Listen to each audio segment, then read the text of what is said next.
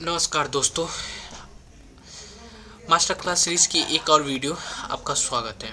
दोस्तों, अगर आप सभी हमारे मास्टर क्लास सीरीज़ की वीडियो को मिस किया तो प्लीज़ आई बटन पर क्लिक करें और सारी वीडियो एक बार ज़रूर देखें। अगर आपने एक भी वीडियो मिस किया तो जिस कंटिन्यू के हिसाब से मैं वीडियो बना रहा हूँ उसके समझने में आपको दिक्कत हो जाएगा। ठीक है, चाहे आप स्टॉक मार्केट में पुराने हो या नए हो, ठीक है, तरीके से देखिए, इस सीरीज़ को पूरी तरीके से देखिए, ठीक है, और समझिए। अगर वीडियो पसंद आए तो लाइक, शेयर और सब्सक्राइब जरूर कीजिए। ठीक है, अब नेक्स्ट वीडियो में, आज की हमारी वीडियो है सप्लाई और डिमांड के ऊपर। स्टॉक मार्केट में हर दिन हजार खबर आती हैं। कहीं कोई भी कंपनी प्रॉफिट कमाती है और कहीं कोई इंटरेस्ट रेट में बदलाव आता है, तो कहीं पूरी इकोनॉमी की ऊपर नीचे हो जाती है और 2 तारीख को बजट भी है। ठीक है, लेकिन इन सब के बाद असली सवाल सिर्फ एक होता है कि शेयर के दाम बढ़ेंगे या गिरेंगे। जैसे आप लोग प्रेडिक्शन करते हैं कि मार्केट ऊपर जाएगा कि नीचे जाएगा, और इसका जवाब हर बार एक ही जगह छिपा होता है, सप्लाई और डिमांड का असली खेल। आज इस वीडियो में हम बिल्कुल सरल भाषा में समझेंगे कि डिमांड क्या होता है और सप्लाई क्या होती है, दोनों मिलकर कैसे शेयर प्राइस तय करेंगे और इन दोनों को समझाना एक इन्वेस्टर के लिए कितनी ज़रूरी बात है। ठीक है, तो देखते हैं व्हाट इज़ डिमांड। डिमांड क्या है? डिमांड का असली मतलब होता है ना, लोग खरीदना चाहते हैं। ठीक है, डिमांड का असली मतलब सिर्फ लोग खरीदना चाहते ही नहीं है। डिमांड का मतलब है कि खरीदने की इच्छा प्लस खरीदने की क्षमता प्लस सही समय पर ऑर्डर डालने की रेडीनेस। इसका मतलब और भी एक्साइटेड है और उनके पास पैसे और उसी समय शेयर खरीदने को, तभी डिमांड बनती है।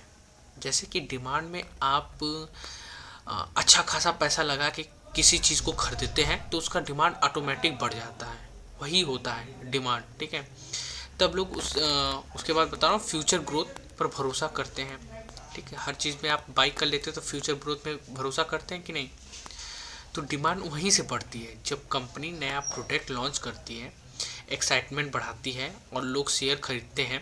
जैसे कि आप आईफोन देख लीजिए, उस हिसाब से मार्केट में भी समझ लीजिए। आप रियल लाइफ में भी जिएंगे ना, सेम रियल लाइफ और सेम शेयर मार्केट दोनों एक ही चीज़ है। जैसे आईफोन 15 प्रो मैक्स के लिए कितना भीड़ लगता है, ठीक है, उस पर कंपनी कितनी सारी मार्केटिंग करती है, हर चीज़ करती है।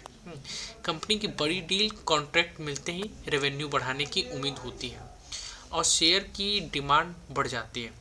जब कंपनी मार्केट डीलर बनाती देखती है तो उस लोग सेफ और प्रॉफिटेबल मानकर बाइंग बढ़ाते हैं, तभी डिमांड बढ़ती है। अगर इकोनॉमिक टेबल है कि लोग ज़्यादा रिस्क लेने लगते हैं तो इसमें भी कंपनी के शेयर की डिमांड ऑटोमेटिक बढ़ने लगती है। इंटरेस्ट रेट कम हो तो एफडी और बॉन्ड अट्रैक्टिव नहीं लगते हैं और पैसे स्टॉक मार्केट में आ जाते हैं, जिससे शेयर का डिमांड बढ़ने लगता है। डिमांड बढ़ने का सीधा मतलब है खरीदारी की लंबी लाइन लगने वाली है। डिमांड इतनी जल्दी क्यों बढ़ती है? कभी आपने सोचा है? क्योंकि डिमांड इंसानी इमोशनल पर चलता है। जैसे लोग महसूस करते हैं कि तुरंत बाइंग या सेलिंग शुरू करते हैं। जब मार्केट में डर पैदा होता है ना, लोग बेचना स्टार्ट कर देते हैं और इसी वजह से डिमांड अचानक गिर जाता है।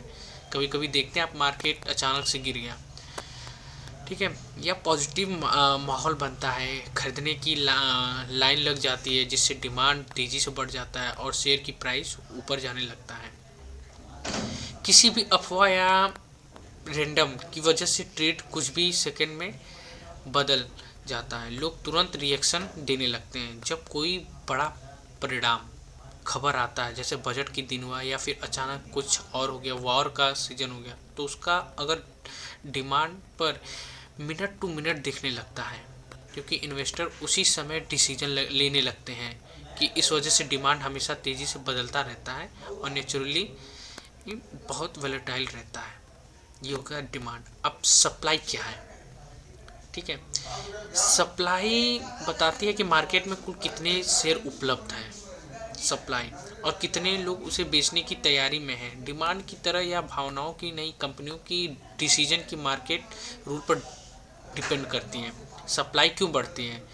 जब कंपनी को पैसे की ज़रूरत होती है, ठीक है, वाई डज सप्लाई इंक्रीज, क्यों बढ़ती है? जब कंपनी के पैसे की ज़रूरत होती है, शेयर जारी करते हैं तो मार्केट शेयर की सप्लाई बढ़ जाती है, यही होता है। और पैनिक सेलिंग के दौरान बहुत सारे लोग साथ शेयर बेचने के लिए आ जाते हैं, इससे तुरंत सप्लाई बढ़ जाती है क्योंकि बहुत सारे लोग शेयर को बेचने के लिए तैयार हो जाते हैं और मार्केट में कुछ ख़राब न्यूज़ आती है जिसकी वजह से सप्लाई भी बढ़ जाती है। इस स्टॉक को लोग बेचने की तैयारी में बैठ जाते हैं, किसी भी प्राइस पे लोग बेचने के लिए तैयार हैं तभी सप्लाई बढ़ जाती है। और प्राइस जो है ना प्रेशर में लगता है, भले ही डिमांड बराबर क्यों ना हो लेकिन प्राइस नीचे की तरफ ही बढ़ता जाता है क्योंकि वहाँ पर लोग पैनिक में स्टॉक अपने उस शेयर को बेच रहे हैं, सेल कर रहे हैं पैनिक में आकर, सप्लाई बहुत तेज़ी बढ़ती है। तभी आपने समझा कि सप्लाई क्यों बढ़ती है, ठीक है, व्हाई डज सप्लाई डिक्रीज, ठीक है। जहाँ पे सप्लाई घट जाती है वहाँ पर कंपनी बायबैक करती है, ना कि कंपनी का क्या करती है, क्योंकि जो मार्केट शेयर होता है उसे कुछ शेयर कंपनियाँ खुद ही खरीद लेती हैं जिससे सप्लाई उसकी घट जाती है, ठीक। जब कोई कंपनी डिलिस्ट होती है, ठीक है, तो उसके शेयर मार्केट में अवेलेबल नहीं रहते हैं जिससे सप्लाई एकदम घट जाती है।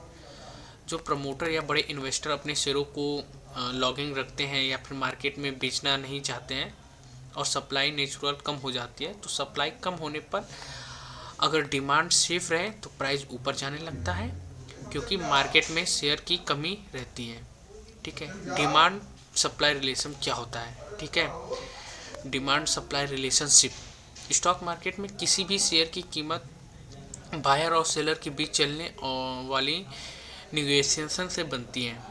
अगर इस निगोशिएशन के दो चीज़ें कंट्रोल करती हैं तो डिमांड का बढ़ना और सप्लाई का घटना। जब डिमांड सप्लाई से ज़्यादा होता है तब शेयर की संख्या सेलर से ज़्यादा, तो मार्केट में कंपटीशन बढ़ता है, बायर शेयर और खरीदने के लिए हाई बिड देना शुरू करते हैं जिस वजह से प्राइस ऊपर की तरफ, ठीक है, पुश होता है। बिल्कुल वैसे ही जैसे दुकान में भीड़ ज़्यादा हो लगती है और सामान कम होता है, जैसे आईफोन का मैंने आप लोग को एग्जांपल दिया है। ऐसी स्थिति में दाम अपने आप ही ऊपर बढ़ने लगता है जब सप्लाई डिमांड में ज़्यादा होता है।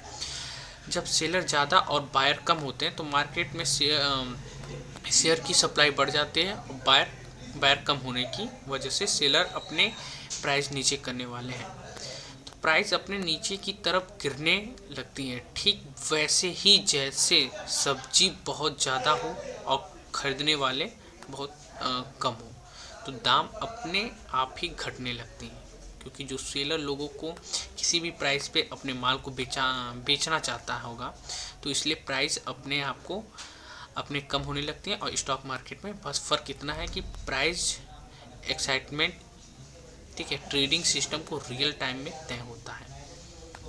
ये होता है डिमांड सप्लाई स्पीड क्या होता है, ठीक है,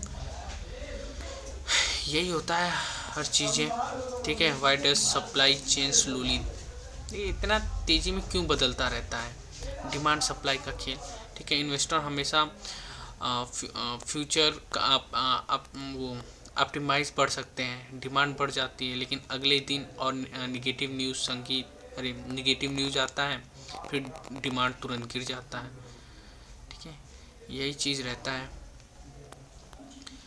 ठीक है। तो शेयर मार्केट में आप आइए, लॉन्ग टर्म के लिए काम कीजिए, ठीक है, और सीखना शुरू कर देते हैं। और यही स्किल है, इसको स्किल बनाइए। एक नॉर्मल रिटेलर ट्रेडर को स्मार्ट कॉन्फिडेंस और लॉन्ग टर्म पोर्टफोलियो इन्वेस्टमेंट बदल देना चाहिए और अपने आप को 2026 में चेंज कीजिए, ठीक है। और चैनल को आप सब्सक्राइब करना मत ना भूलें, ठीक है। Thank you very much.